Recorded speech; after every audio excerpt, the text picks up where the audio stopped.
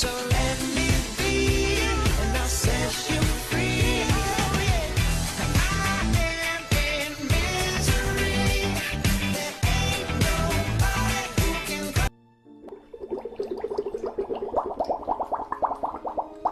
Bonjour, bonsoir et bienvenue dans cette nouvelle vidéo. Si vous aimez les écrivains, les psychopathes et Stephen King, ou les trois en même temps, eh bien vous êtes au bon endroit. Puisqu'aujourd'hui je vous parle de Misery de Stephen King.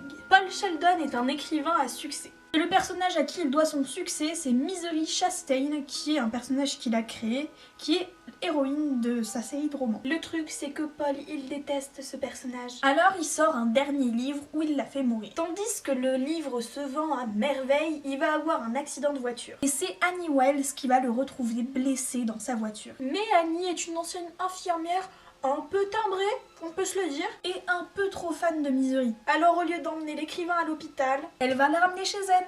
Se déroule alors un huis clos terrifiant où Annie va essayer de faire ressusciter Misery en torturant Paul Sheldon.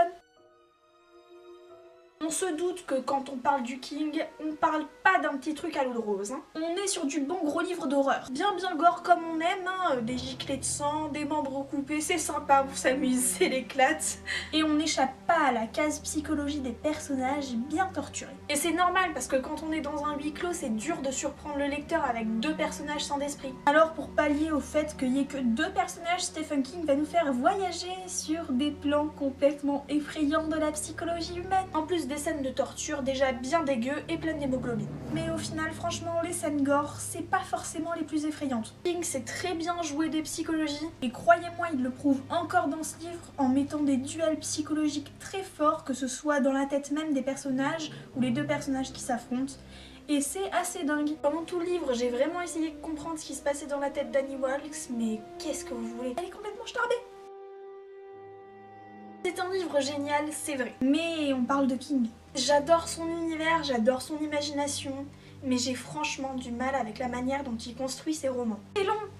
C'est long, c'est trop long. Comme beaucoup d'autres romans de Stephen King, Misery est long. Je vais nuancer un petit peu ce que je dis maintenant. Comme beaucoup des romans de Stephen King, Misery comporte des longueurs, ça c'est une réalité, mais si vous avez l'habitude de lire du King, il faut quand même savoir que Misery est l'un des romans les plus courts que j'ai pu lire de Stephen King.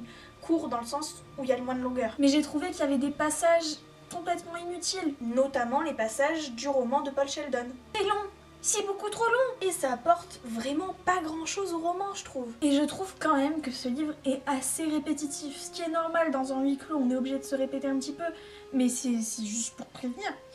Moi je donne mon avis, après il vous suffit de ce que vous voulez. Voilà, c'est fini.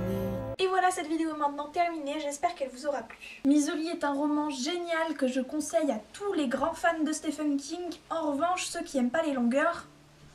Mais je tiens à préciser que Misery reste l'un de mes Stephen King préférés. En attendant, moi je vous retrouve plus tard pour de prochaines vidéos et je vous fais une visite livresque sur chaque joue. Eh oh, allez, viens, abonne-toi, on est bien. Il y a des cactus et des livres. C'est bien les cactus, c'est bien les livres.